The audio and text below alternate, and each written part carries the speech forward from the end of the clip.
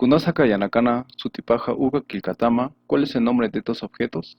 Lápiz, Kelkanya. Basudero, Tunataki. Diccionario, Arupirwa. Tinta Kelkanya, lapicero. Chililiri, celular. Jepiña, mochila. Panca, libro. Sequechaña, regla. Piscuña, almohadilla borrador. Kelkampanca, cuaderno. Utilización del sufijo naka. Tumpurilla, mesa. Tumpurillanaca, mesas. Jepiña, mochila. Jepiñanaca, mochilas. Conuña, silla. Conuñanaca, sillas.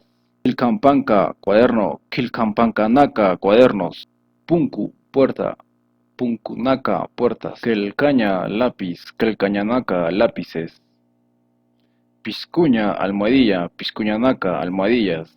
El sufijo naka puede terminar en as, es, os. Aka, urunaka, walhaptayama. Pluraliza estas palabras. Lapi, hoja, lapinaca, hojas. Libro, panca, pancanaca, libros. Quelcaña, lápiz. Quelcañanaca, lápices. Quilcampirca, pizarrón. Quilcampircanaca, pizarrones. Sequechaña, regla. Sequechañanaca, reglas. Piscuña, almohadilla. Piscuñanaca, almohadillas. Arupirwa, diccionario. Arupirguanaca, diccionarios. Tojo, ventanas. Tojonaca, ventanas. Chililiri, celular. Chililirinaca, celulares.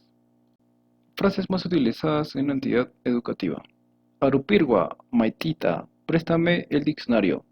Iyagua, acaja, está bien, aquí está.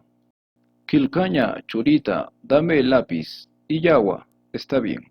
Piscuña, maitita, préstame la almohadilla. Janiwa, piscuñanicti, no tengo la almohadilla. Yantari, churajita, deme el examen. Iyagua, está bien. Chililiri, churita, dame el celular. Acaja, aquí está. Lapi, churita, dame la hoja. Iyagua, está bien.